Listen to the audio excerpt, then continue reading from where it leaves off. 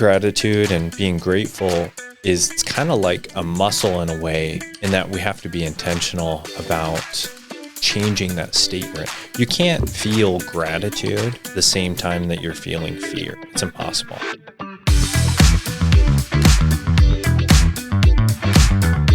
The following is a Big Sky Economic Development production. It's Mars B. And Kavo. And this is The Vault at 201 North Broadway. A business podcast. Where we bring you entrepreneurs, small business owners, and community leaders of Montana. To share their stories, expertise, industry insights, and strategies. And we are sharing them all with you every single week. You don't want to miss this. Learn how to better start, manage, and grow your business. And your leadership style. Tangible takeaways to save you time and improve whatever it is that you're working on. You're listening to The Vault. Thank you to the Small Business Development Center for sponsoring The Vault at 201 North Broadway. The Small Business Development Center offers free personalized support from business plans to financial projections and beyond, empowering small businesses to thrive. Reach out to us at bigsky.economicdevelopment.org. Jason, Kayla and I have known you for a long time, and so we're really excited to have you here today to talk about your journey. And you made a big career transition from dental to real estate. And so what was your background that led you into dental? Let's start there. Sure. How far back do we go here? How far back you want to, however so far back you want to go. I was born in 1980. I'm wondering what Jason's age was. Do the math. I guess career-wise, I started really young.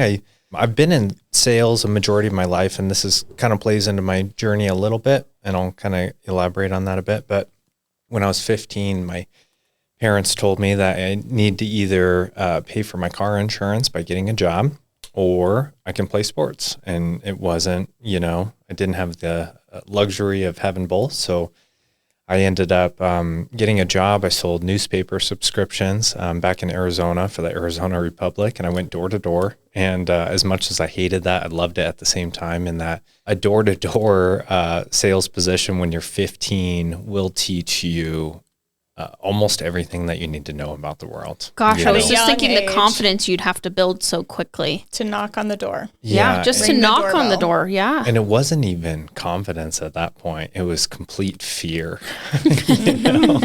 I need this, but are they going to tell? Did you get a lot of no's? Oh, yeah. Yeah. Oh, yeah. And I got the door. I think I can't remember exactly what my opening spiel was when people opened the door, but it was something to the effect of, hey, before you slam the door in my face, let me just tell you something.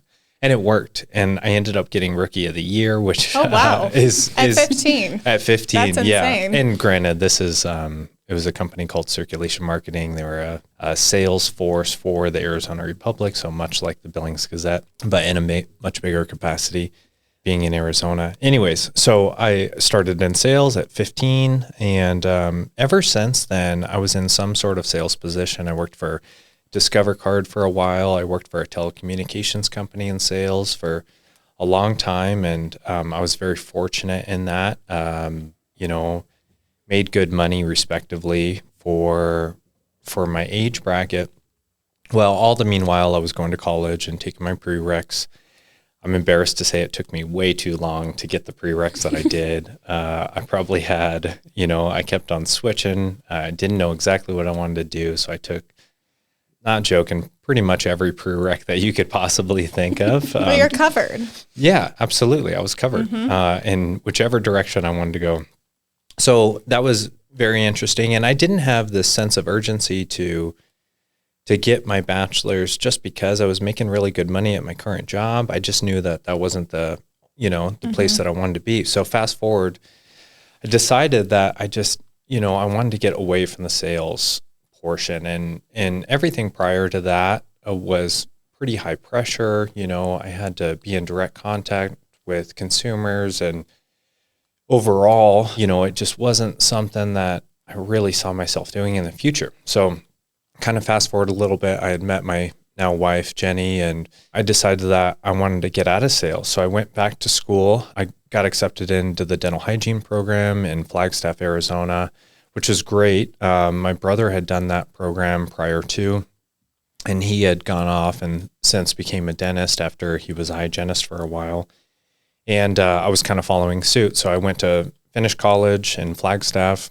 My wife and I got married, and we ended up moving up here to Billings in 2015.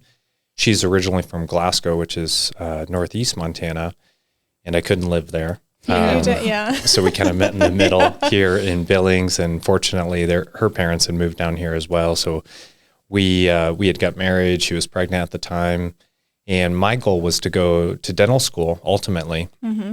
So I practiced hygiene, which is where I met you, Marcel. Fun times for sure. Yeah, a long time ago. Was a long time ago, but crazy how fast things change. So, I proposed the idea of going to dental school, and my wife, no discredit to her, but she was pregnant. We had a new house. She was finally back with her family. Kind of made her decide that, she's okay with supporting me if I wanted to go away for 4 years and go through dental school, or I can pick a different option. Now, just to back up a tad, when I first moved here and I started as a dental hygienist, I had gotten my real estate license because my father-in-law is a broker here. So I was doing real estate kind of on the side and handling what I could handle while still being a full-time hygienist. And over time, that kind of strengthened, and my willingness to depart from my, new family with a new kid kind of diminished.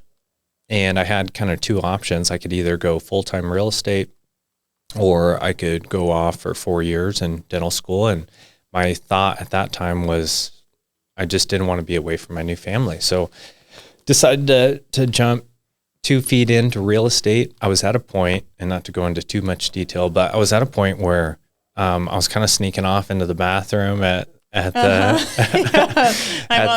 dental office. And I told Chris this. I was just getting busier, and I'm very fortunate for that, for sure. But Chris kind of pulled me aside and, said kind of gave me the encouragement to jump in with 2 feet. And that was the scariest moment ever. And the reason why I got into dentistry was to get away from sales, ultimately.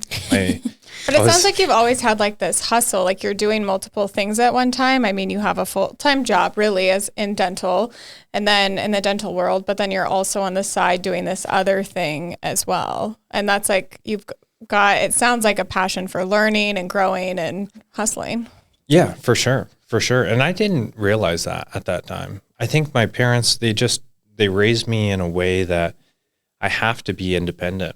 There was no option to not take control of my circumstances. And there was a portion of my life where I really resented that. I would have loved to play, sports full time in high school and do that whole thing. But on the flip side of things, I'm very grateful for that nudge, because it's kind of constructed how I view life and where we're going pushing forward. So as scary as that was, stepping away from hygiene, I couldn't be more appreciative, and I look back on that quite a bit, because being a dentist and being a real estate broker is very similar. We have, this community of people that we try to gain trust with, and we perform services that benefit them long-term. And I really enjoy working for myself. So it was kind of hand in hand. It's a blessing in disguise. I never thought, as a kid, I never thought I'd be selling real estate in Billings, Montana, but it just... Wait, that wasn't your dream when they asked you in kindergarten, what do you want to be when you go home? Montana. Yeah, to be honest, I didn't even know where Montana was as a kid. Yeah, I was like, you probably didn't. I'm like, did I know where Arizona was? I don't know. Yeah. Growing up. Right. I mean, you see it on a map in like 4th grade when you take like the capital test of each state, but it's just different. Yeah. Oh, the really capital different. test. It's fascinating you bring that up. We've talked a little bit about it on some of our other episodes, but just what are those things that we do when we're younger, during our upbringing, like from a young age to, after high school, that really help shape and build us into the areas of our career where we're at today? Yeah, it's hard to know too, right? Like yeah. You don't know which answer is the right answer. And then when you look back, you're like, oh, I really learned a lot. And that's really helped me propel forward in this way. So it's nice. Have you guys heard about the story of the Chinese farmer? I'm going to say no, but maybe. Please tell us. I'm going to tell you just a brief version. Yeah, tell us a Okay. brief version. Okay. So there's a Chinese farmer, and he has a son, and he goes out one day and he tends to his land, and he comes back. And the horse they had one horse, they lived in poverty, and the horse that he had run away. And all the neighbors came by and asked the farmer and told the farmer, isn't that a shame that your horse ran away? And the farmer says, well, maybe. Next day, the farmer goes out, tends to his land, and when he gets back, his horse came back, and it brought back 3 wild horses. And the neighbors come over that night and they say, oh, isn't that great that that your horse brought back 3 other horses? That's incredible. The farmer says, well, maybe. Next day, farmer goes out, tends to his land, comes back, and his son was trying to break one of the horses, the wild horses, and he fell off and broke his arm. And the neighbors came by and they say, man, isn't that a shame that your son broke his arm? And the farmer says, well, maybe. The next day, farmer goes out, tends to his land, comes back to find out that the army recruitment had come by and tried to recruit his son, but they passed over him because his arm broke. And the neighbors come by and they say, oh, isn't that great that your son doesn't have to go off to war? And the farmer says, maybe. And the point in that is that, whether it's good or bad, is you never know where that path is going to lead you. And sometimes those negative things will really be a true blessing to you. And sometimes the seemingly positive things ultimately will be a detriment, and life is finicky and it's uncertain and there's a lot of variability in it. And we can't just react to things, with an ultimatum. We have to let it play out and see where those decisions, and those circumstance of events really lead you. So with that transition into real estate, we'd love to chat with you about what are some of those things you've learned. But we had you on our list as we were looking at building out themes for this season 2 we're in with our podcast, and leading with gratitude was a topic we really wanted to talk about, and you were the person we thought of with that, because every time we're with you, we see you, we chat with you, you're just you are very intentional, and you always bring up how grateful you are, and you lead with gratitude. Can you talk a little bit about that? Yeah, and when you proposed this, the idea of trying to talk about gratitude for an hour seemed a little daunting, because I can school you for 5 minutes, but so I did, I just did some digging and to really stabilize this conversation. So I brought some stuff. I hope you don't mind. But, no, I think it's great. Gratitude is it's not something that you can narrow down to any one feeling or action. So I just started with the definition, right? So defining gratitude and its significance is the quality of being thankful, the readiness to show appreciation for and to return kindness. And I think that latter part is very important for many reasons. But Robert Edmonds said, gratitude has been conceptualized as an emotion, a virtue, a moral sentiment, a motive, a coping response, a skill, and an attitude. So, to kind of narrow down any one thing that encapsulates gratitude is very difficult. But it runs along the same lines as a lot of other words as well. Like, you can't necessarily talk about gratitude without talking about sacrifice and suffering or happiness or anything else that might kind of contribute to that. And I think of, gratitude kind of as like a cookie. I love cookies. Me too. Me too. But gratitude in itself is like the cookie, and then all the other emotions and things that are tied to that, like suffering and pain and everything, is kind of the ingredients that make gratitude what it is, right? Like, to me, gratitude and being grateful is the byproduct of everything else that we've experienced. Like, we can't feel a sense of gratefulness without having the perception of going through turmoil or pain because we have nothing to relate it to, right? Like I feel like you have to feel that pain before you could feel what you're thankful for. Like a kid, for example, the worst thing that ever happens to a kid is the worst thing, right? So like if a kid doesn't experience any pain, but they had their balloon pop, right? In their world, that is the worst thing that's ever happened to them. So they throw a fit, but they don't have any perspective as to how bad things can get. They just think that, like, shoot, the balloon popped. That was what I was treasuring. Liked it. Or I dropped my ice cream. Yeah, huge deal. Yeah. Still, to me, very huge deal. I know. I'm 35, and if I drop it, I'm going right back in there. Me too. Me too. And another cone. Yeah. But at the same time, gratitude it's been one of the best ingredients, and it's made my business grow. It's helped my relationships with my wife. It's helped my relationship with my kids. I think it's a main ingredient to all of us. The problem is that we get so sucked into external things that we don't get to express it. We don't get to feel it. We're not intentional about it. And hopefully we can get into. How are you intentional about it? Because as a realtor, I assume, I don't know, but you guys have a lot of things going on, and things don't just happen during that 8 to 5. Things happen in those other hours, other days of the week. But how do you keep it top of mind intentionally? It's not easy. Real estate, and I don't want to get too in the weeds about real estate in general, but it is it's an industry. It's a hard industry. The failure rate of being a realtor is 87% in the first 3 years, which is very tough. That's really high. And a lot of people think that, it's where you make the big bucks and you get your license and people just start calling you.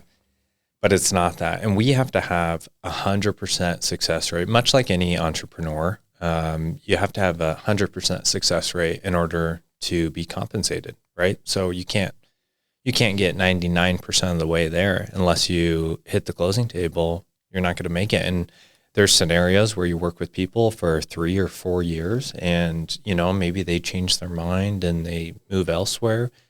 And for that, you have to be understanding, because it could be very easy to get consumed about things, but it is what it is. And our goal, I think, if you're in the industry for the right reasons, as long as you have the goal to help people, you're going to be fine. It's the people that maybe have ulterior motives that don't succeed long term. They're just looking at it for the money. Yeah. And you could smell that, right? And it doesn't have to necessarily be real estate, but it could be anything. It could be real estate. It could be, car salesman. Sure. Yeah. Sometimes those are aligned with each other. But, any job, if someone is out there to provide a service that is not in your best intentions or not in their best intentions, then you could feel that. And I think a big thing, not to be boastful at all, but truly my goal is to help people. And that is kind of part of, the gratitude morale is that, here we are to share a good experience and to provide a good service. I think the compensation is just that. It's just the byproduct of good service. Mm-hmm. So we've talked a lot about what gratitude is. How does that contribute to resilience and emotional intelligence in leadership? That's a heavy question. I like to give the heavy ones. That's a good one. She was waiting for her moment to pounce. Yeah, that was great. Yeah. So say that one more time. So how does gratitude contribute to the resilience and emotional intelligence for leadership? Well, I think ultimately it has to be something that is longstanding. Resilience is all about, taking your licks and moving forward. And I think the universe provides us every opportunity as long as you're living, and I think as long as you're growing and learning, the opportunity is all there. Despite all the things that may have happened to somebody, good or bad, mainly bad because people tend to focus on the bad, it doesn't mean that they won't have opportunity in the future, right? And real estate specifically is that, no matter the market, there's homes that sell every day. So there's closings that happen every single day, whether the interest rates are high or low, people's familial statuses change, or they want to move to a different school district, or they want to upsize or downsize. There's always going to be people that are moving. And a lot of people get stuck in this scarcity mindset rather than the abundance mindset. And that's really what has helped me in that, it's not like I have to have this slice of the pie per se, but rather there's an infinite amount of business out there that I can try and attract. And thinking it from an abundance standpoint helps me provide resilience, because it's very easy to get down on myself if something doesn't happen or it doesn't go the way that I thought it should go, because there's always opportunity around the corner. And that could be for any business. It's very easy to get in the mindset of, I've got to have, X or Y to kind of keep up with the Joneses. But rather, if you wake up the next day, that's a blessing in itself, to be able to go after and pursue what you're looking to do. So what are some of the things that stick out to you in the past, however many years, I'm not sure, I am bad at math in my head, that you've been in real estate that have really stuck out to you as you've grown into your career? Without coming off too cheesy, I give a lot of credit to you, Marcel. Oh, no. just because, and I know you're not looking for this, but you're the type of person that is always trying to engage people, especially in your role with Big Sky Economic Development. You're trying to engage people, and that's been a huge blessing. I think one of the biggest lessons I've learned, real estate specifically, is that, if we could lead with value and not worry about reciprocity, we're going to be successful, because a lot of people have this like tug of war type scenario where I give you something and now I expect something in return. Mm-hmm. And I think when you give, not only is that a sense of gratitude, but mainly when you're not looking for something in return is when you're provided for. And I feel like that's so great. It comes back to, I think, in bigger ways than you could have expected, and you weren't even expecting it. Yeah. Like someone smarter than me said, if you help enough people get what they want, you're going to get what you want. Mm-hmm. It's a give first mentality. Yeah. Zig Ziglar said, gratitude is the healthiest of all human emotions. The more you express gratitude of what you have, the more likely you will have even more to express gratitude for. I really like that. And I'm not saying this is like some affirmation BS, like not like lying to yourself per se, because it does have to be genuine. Mm-hmm. But I honestly think that, the more you can give somebody without the expectation to get something in return, the better off you're going to be. And practicing it daily. And it really is like a mindset shift, I think, too, of, like even Kayla and I, it could be as we record these, because we record a few back to back every other week. Secrets out of the bag. Yeah. But it's like, it's changing that from like, we have to do that. It's like, no, we get to like talk to these cool people doing great things. We get to hear these amazing Billings. Stories. We get to be podcast hosts, which is like crazy in itself to think about. But that mindset shift in things.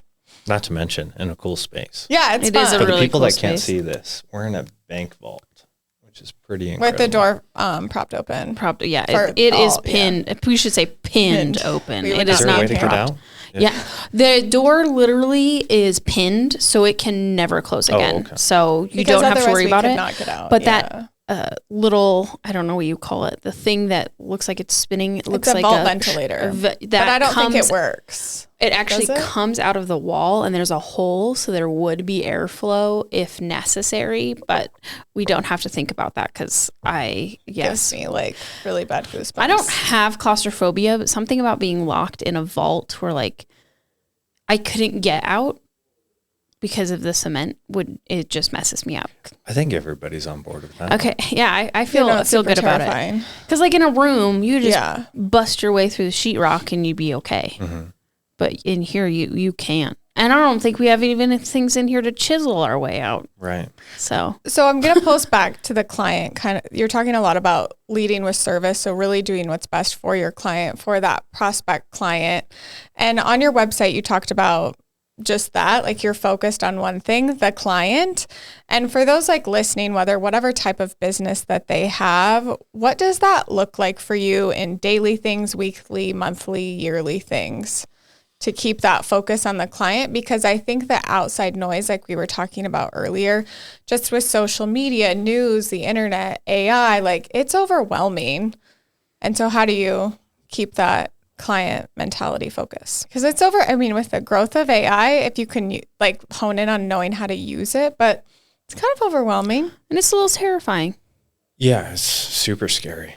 Because I'm the type that likes to like call, like if I'm like looking, I'm like, can I just call them and oh yes, chat? Oh gosh, let me just talk to you real quick. But yeah, you were going to add. I think a lot of it comes like down to the fundamentals and the basics. You know, we live in a terrifying world. I mean, 2000, granted, we don't have the perspective of what it was to live like during the reset or the Depression, but you know, I could probably guess that it's a different fear, of course, but the amount of accessibility to information, where we're at now and where we're going to be with artificial intelligence is incredibly terrifying. And I hate to sound naive, but I think it's very important to protect yourself on what you're ingesting, because, you know, when you put good stuff in, good stuff is going to come out. And that could be in the form of books or podcasts or TV shows or even, you know, family.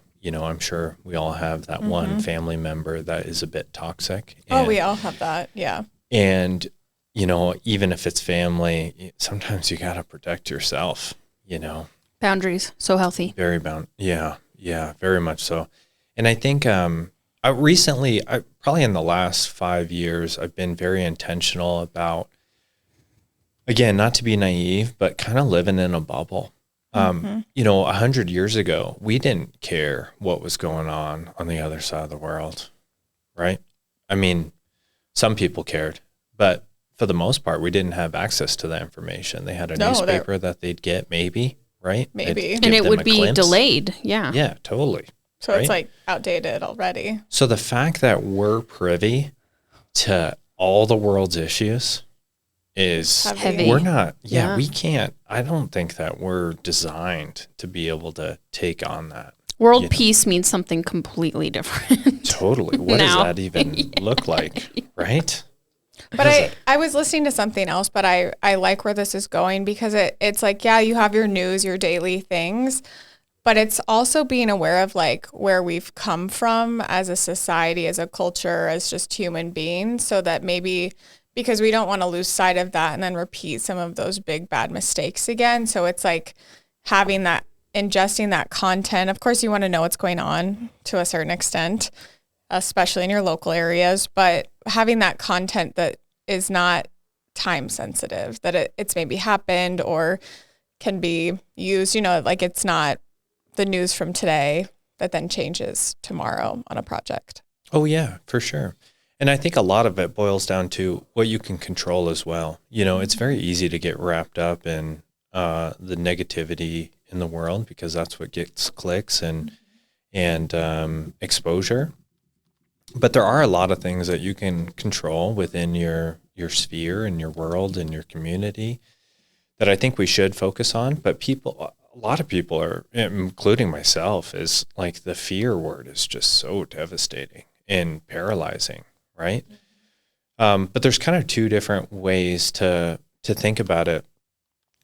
I was listening to something from Tony Robbins, and he had mentioned something effective like, you can't expect new results with the old behavior, right? So to change your results, you have to change behavior. To change your behavior, you have to change the emotional state you're in.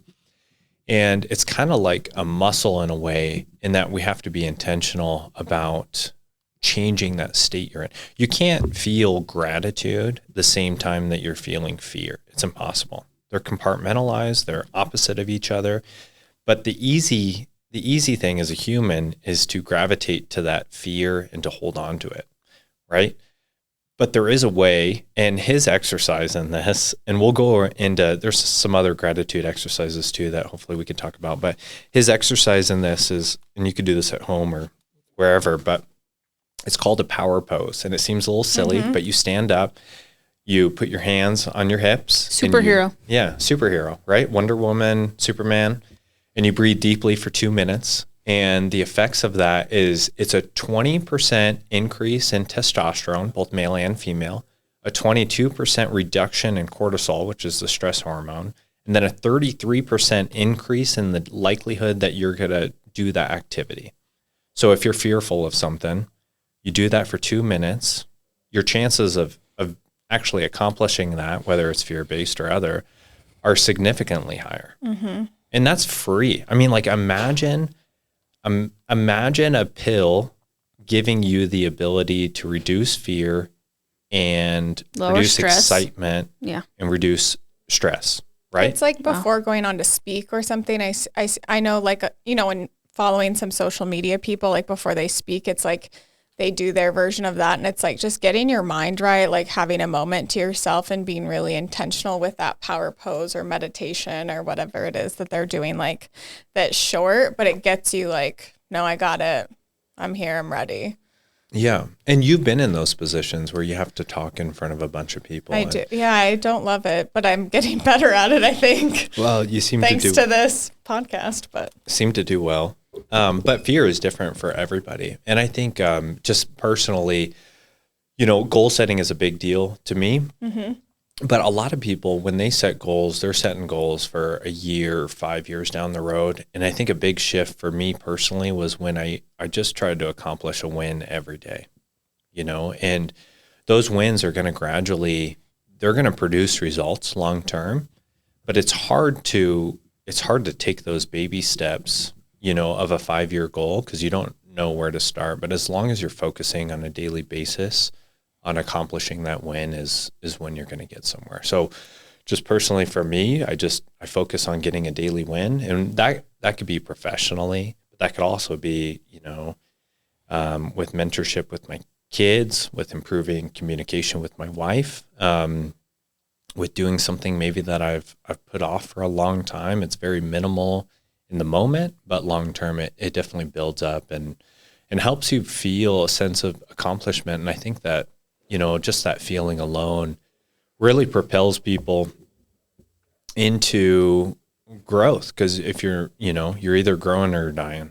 And I think life is all about learning and growing and being productive. A lot of people think, I'm sorry, I'm getting on a rabbit hole here, but a lot of people think that, people are selfish, and I could see that, right?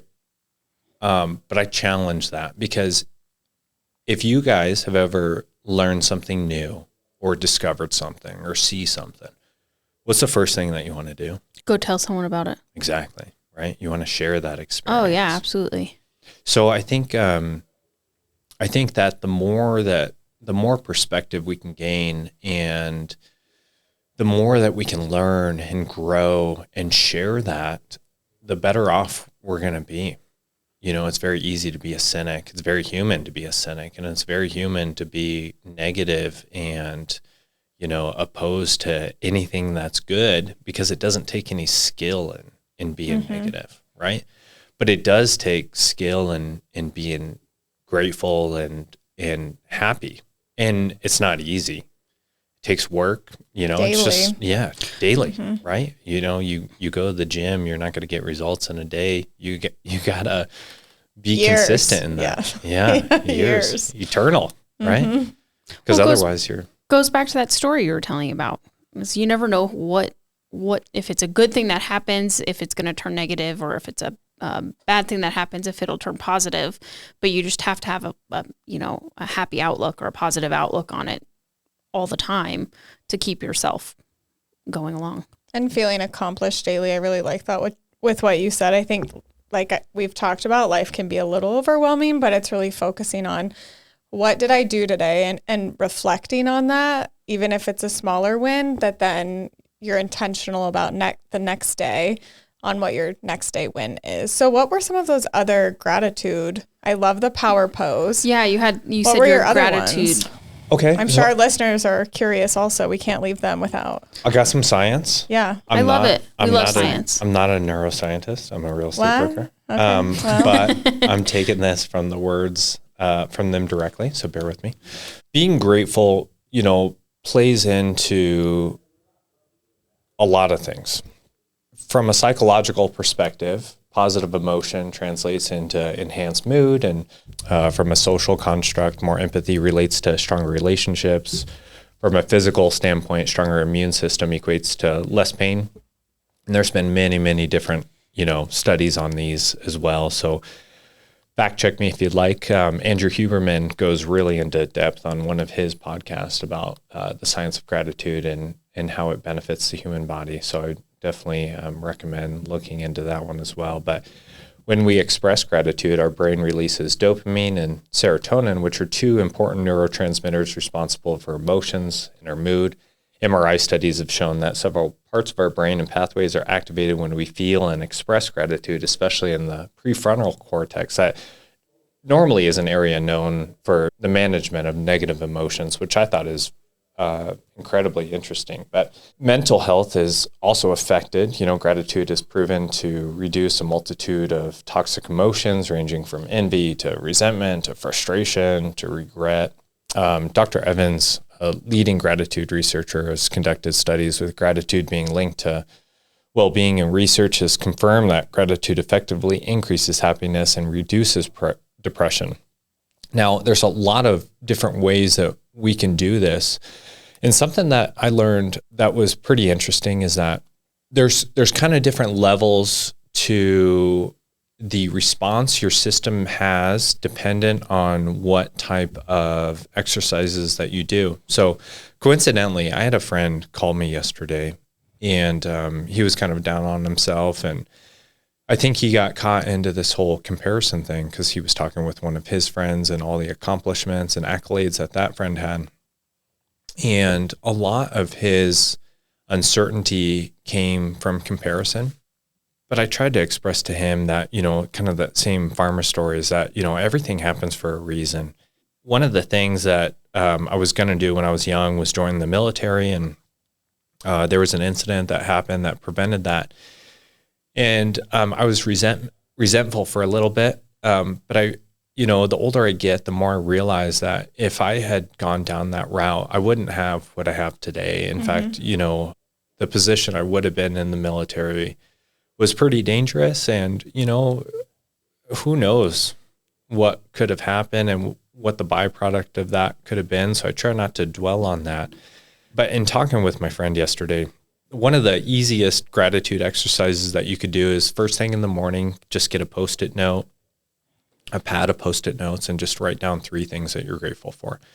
And a lot of researches show that works just as effectively first thing in the morning or last thing at night, because your mind is always racing. I'm a really good thinker, but I'm a terrible sleeper. So if I can get that out, my mind will be a little more calm. Mm-hmm.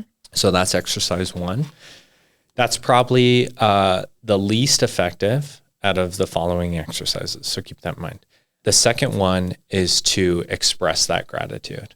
And, whether you're telling that to whoever you're grateful for or you're communicating it in some way, that's going to give a higher level of, I don't want to say satisfaction, but a higher level of that network change in your brain that's happening. Okay. And in that essence, it's kind of like when you buy a, birthday gift or Christmas gift and you wrap it up, but you don't give it to the person, right? Like you really get satisfaction when you get to hand that present off to somebody. Now, the third one is the most effective, and this isn't practical, so I'm not saying that you can do this every day, but is receiving gratefulness. Studies have shown that you get a substantial amount of neural change by listening and receiving gratitude, which I thought it's amazing. And it's kind of an incentive for me to give that gratitude, because in a selfish way, it makes me feel good. But even more importantly, it helps other people as well, even more than it helps me. Yeah. So I have a lot of thoughts on that. I like it all, but it's like a domino effect of if you're like, say, being grateful, it'll maybe spur that in other people too. So it's not just to get a compliment, right? But it's to spur that domino effect of encouraging others around you to maybe shift their mindset in something. So they're not leading with, oh, I hate this. It's like, hey, super thankful that you were able to do X, or thank you for just being you, appreciative. I really like that. It's like smiling contagious, right? Yeah. So the more people who can do it, the spread it.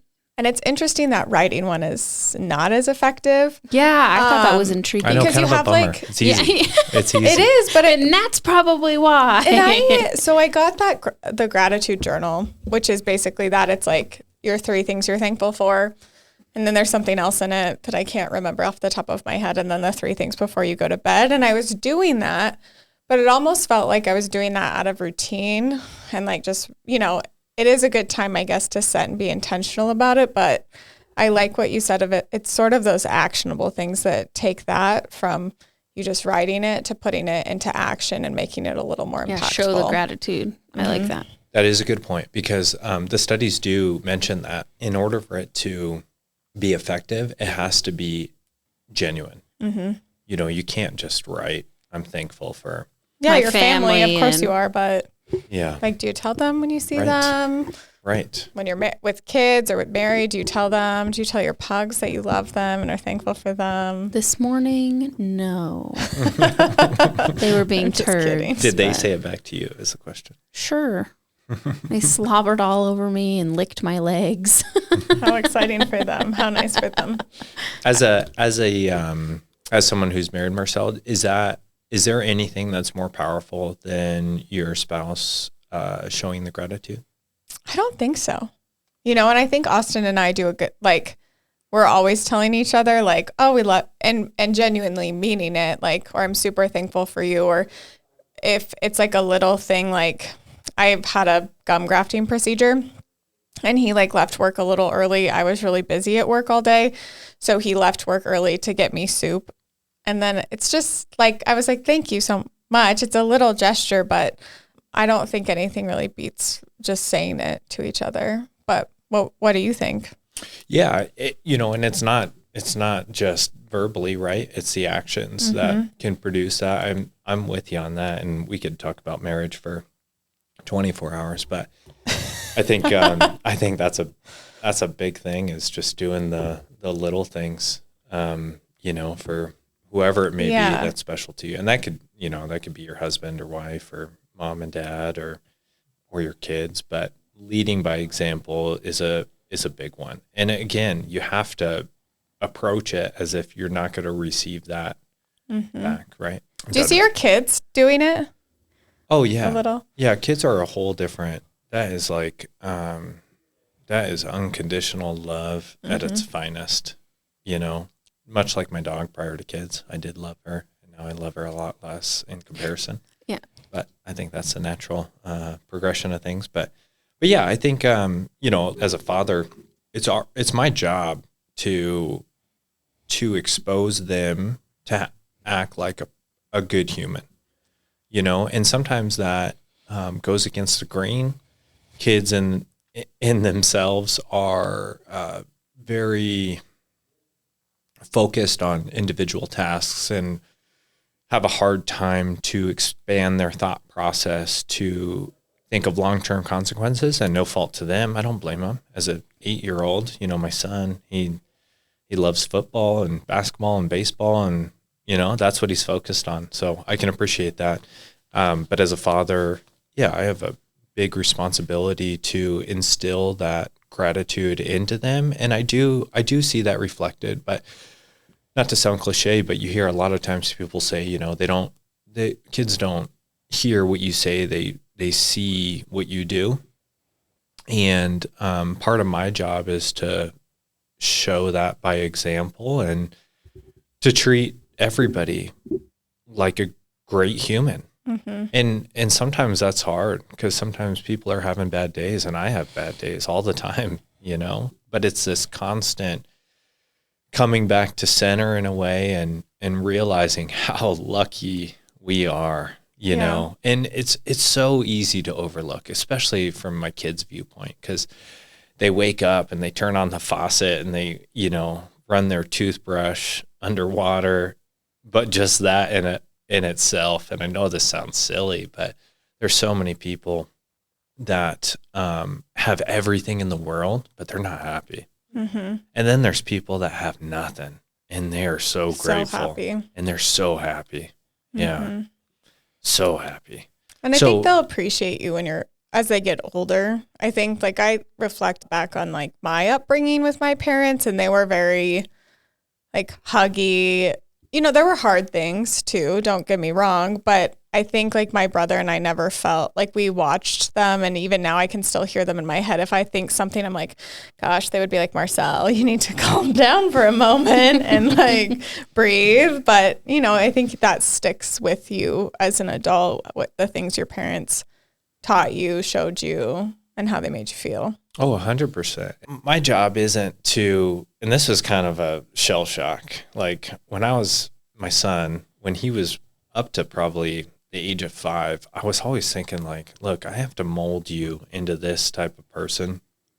And then I heard something, I can't even pinpoint what it was, but I heard something that said it's not our job to help mold these kids. It's our job to give them perspective and just be the guardrails for when they kind of get out of line. So starting since my son was probably 5, now my daughter is 5, my job is let them be who they want to be and evolve in what they want to evolve in, but also just kind of keep them in line like a bowling alley, It's let them roll, let them figure it out. You never want something bad to happen to them, but I think every negative situation has a positive to it. And I don't want them to get, in the gutter per se, but I do want them to feel the guardrails of life. And I want them to understand and fall down and be able to pick themselves back up. But it's a beautiful thing. And I can't wait for both of you guys to experience that. It's like the definition of unconditional. They could, I might not always like them, but I do. That song, I don't like you, but I love you. You guys know that song? I should have brought my acoustic guitar. Right? We could have sang together. Kayla's karaoke coming into life, coming into work. Okay. Well, we have some questions for you in regards to real estate, but we're just going to take a second to hear from our sponsor. Hi, this is Shannon Hahn with the Department of Transportation and the Small Business Program. I'm here to talk to you today about the DBE and the SBE programs. The DBE program is for disadvantaged small businesses, so that's minority and women, and the SBE program is for non-minority and non-women-owned businesses.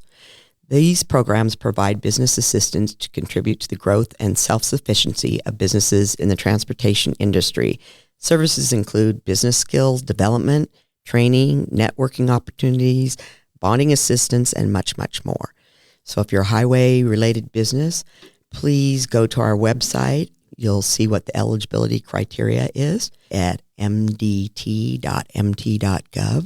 You can call our 1-800 number, which is 800-883-5811. So give us a call. Thanks. Okay, so I have some questions. We've been really deep into gratitude and putting that in place in our life and how that morphs different areas of our families and personal relationships. But your business is real estate, and so I want to know, what do you love about it? What are your favorite parts about it? What are things that most people don't know about it? Talk to me. Tell me real estate.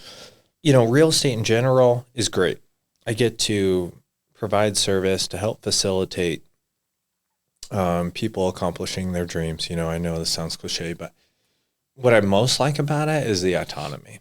I've never was, even as a hygienist, I don't like having the ceiling put on me. I feel very restricted. One could say I'm against authority. I'm not, but I've been told that in just that, I think we're all people, and I don't think anyone really has the right to, within guidelines, of course, but has the right to kind of tell us what to do. So I think, real estate has kind of provided me the opportunity with infinite potential, yet it's also a benefit that I'm self-driven, because it is a very difficult industry. I mean, shoot, here in Billings alone, we've got like 1,200 realtors, and it's very competitive, but I would say about 20% of that will do about 85% of the work. So there's a lot of people, of course, that have their license that just don't do it frequently. The top 100 are, full-timers, ready to do this. But fear comes with any occupation. And this new AI deal is, it's scary for a lot of people. But my focus for the time being is just, controlling what I can control. I think in life we just have to pivot when necessary. And sometimes we pivot too late, and that's okay. But as long as we're willing to adapt and change and approach it with a fresh set of eyes, we're going to be fine. But real estate in general, it just gives me the autonomy to do what I want to do. And that, not to come off selfish here, but it lets me, I coach every one of my kids' sports teams. So that's fun. All the basketball was an interesting one because I've never played basketball before. So I had to do a YouTube journey on the coaching aspect of that. But it enables me, I do work nights and weekends a lot, quite frequently, but it also enables me to make my schedule in a way in that I can do the things that are important to me. And I love coaching and I love being a dad. So if I can work a Sunday, but be able to coach on Tuesdays and Thursdays, I'm going to do it, and having a W-2 job or an 8-to-5 job, sometimes, that'll get in the way.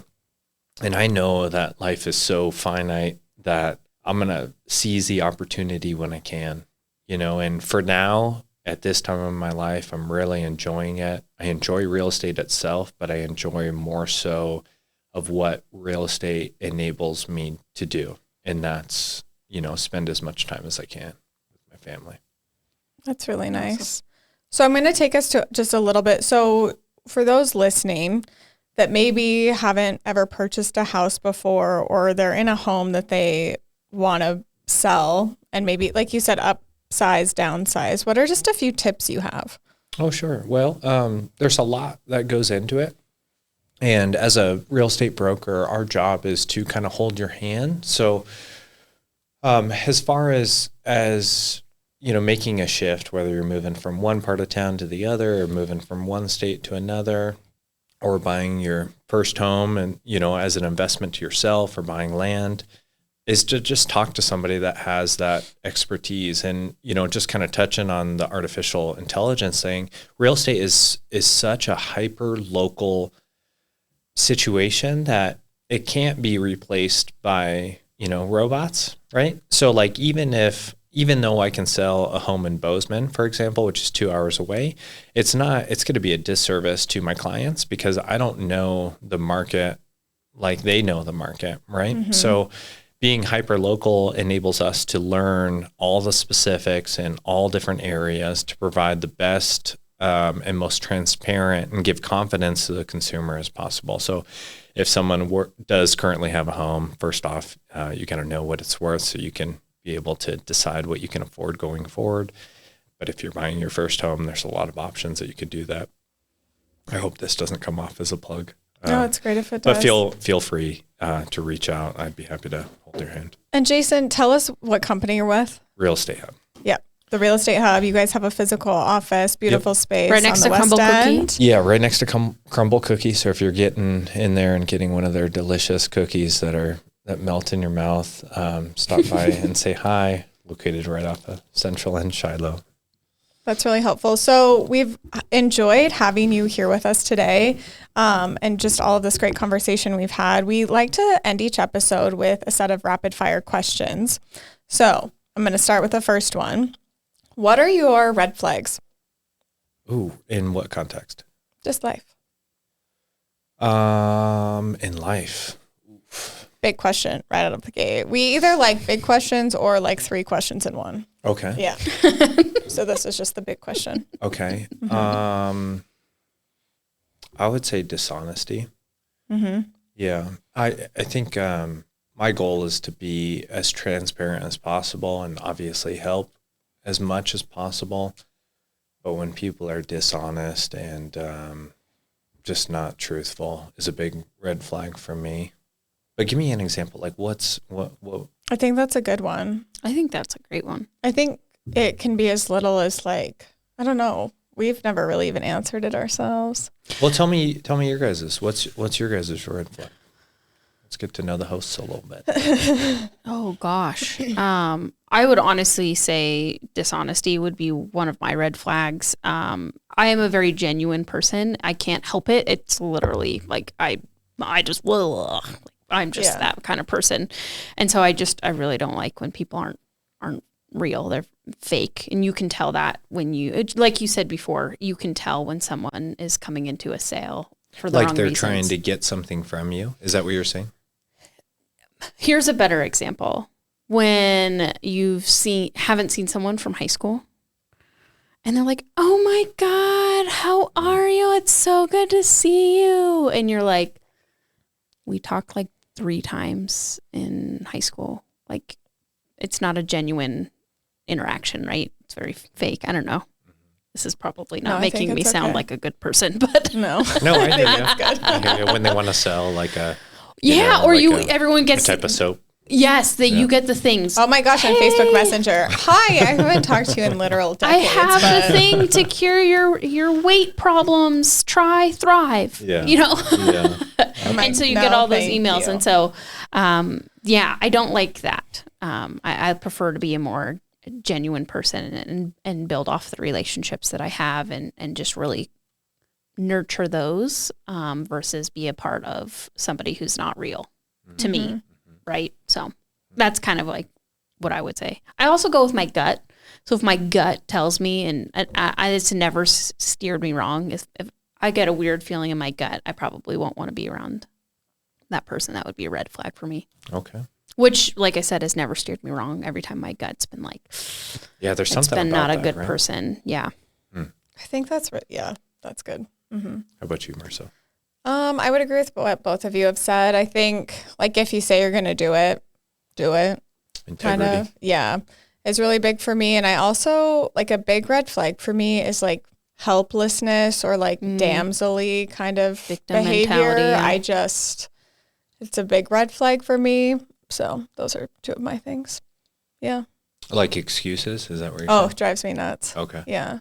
And not that legit things don't happen. I don't think it's like I'm like by the book, like think life doesn't happen, because it does. But I think it's when it's constant, consistent all the time, or just like not being able to They don't take ownership.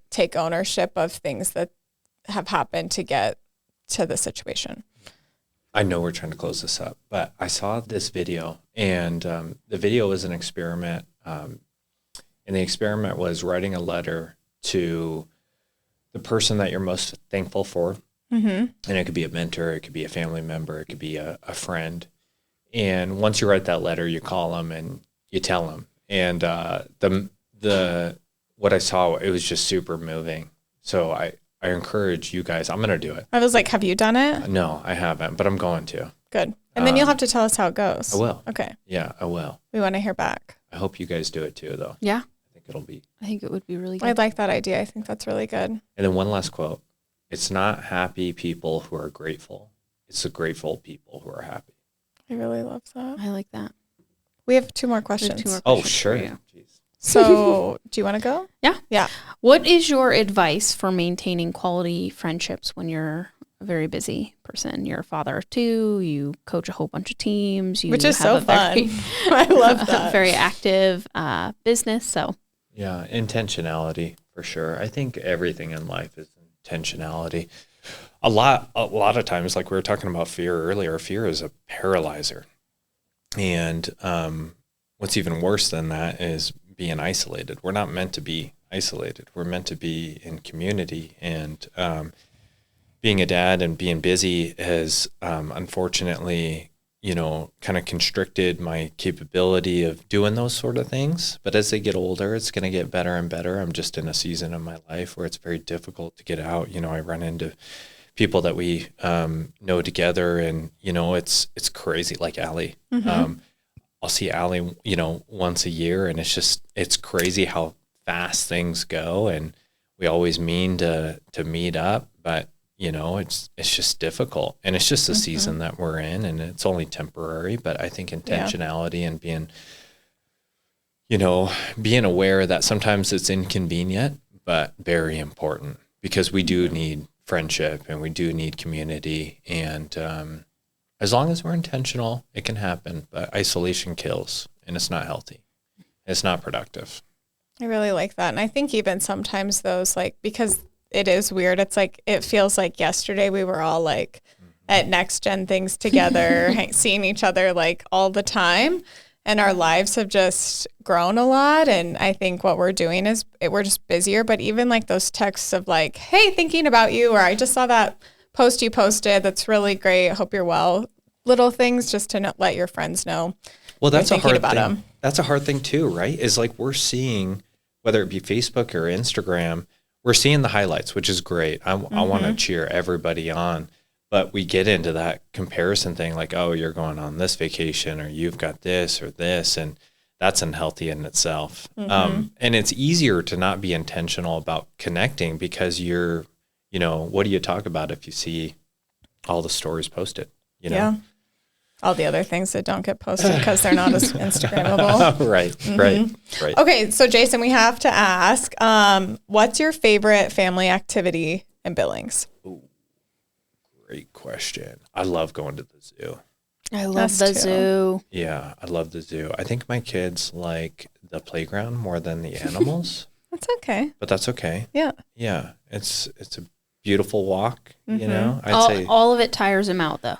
Yeah. Outside of family, though, the music scene. Cool. My wife and I are really big into live music, and when they have the live music shows at the zoo, those are really fun. Those are fun. Yeah. And those are a lot of work to put on, because they're pulling that stage set from Idaho. I mean, they're huge production, so it's really fun that they do those, because those concerts out there are so much fun. Yeah. A ton of fun. They're awesome. Yeah. They're a ton of fun. Those poor animals, though. Yeah. Right?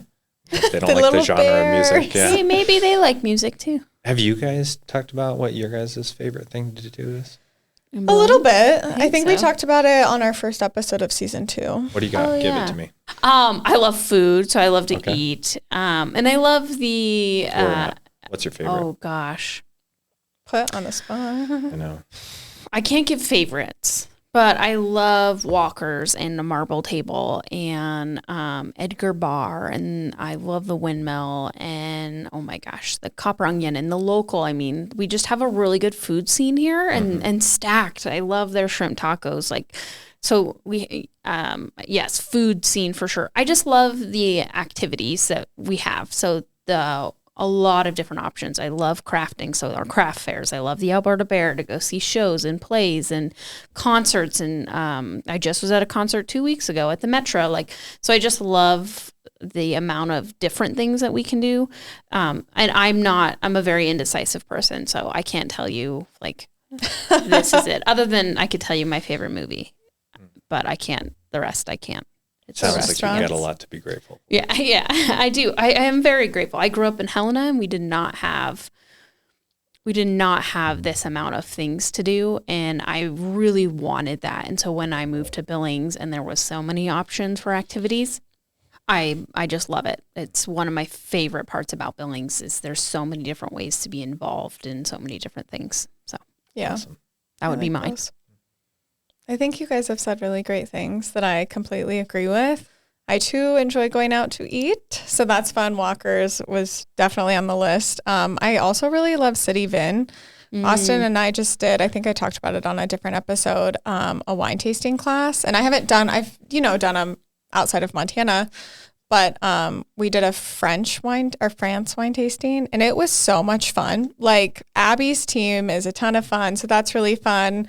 Shopping, I love like something chic, Rock House, Apricot Lane, and I think what I really like about all these things we've said are the people, because good or bad, like I never go to Costco and not run into someone I know or see someone I know, and I think that's just the perks of having more external facing positions, jobs, careers. But I really like the people in Billings. So I think getting to see them or support their small business is really fulfilling.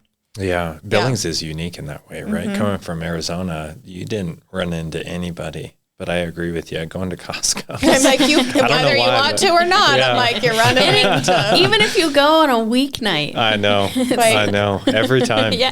Every time. But that's a blessing. So I'm like, I do have to at least put like a hat on or look like a coat, make it look a little more chic. I'll look like a slub. I don't care.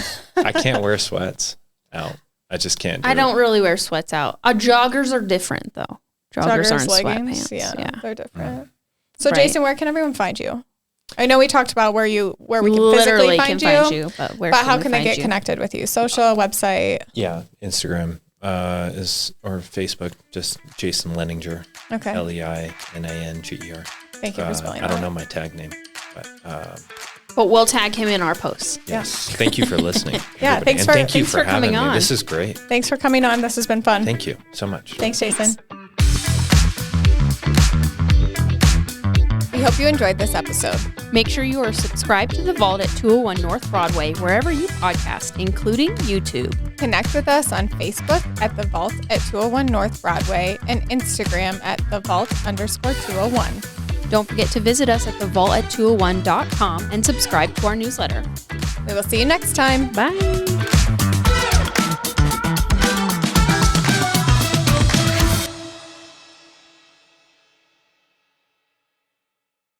Thank you to Big Sky Economic Development for supporting The Vault at 201 North Broadway. Big Sky Economic Development provides leadership and resources for business creation, expansion, retention, new business recruitment, community development, and workforce development. Learn more at bigsky economicdevelopment.org.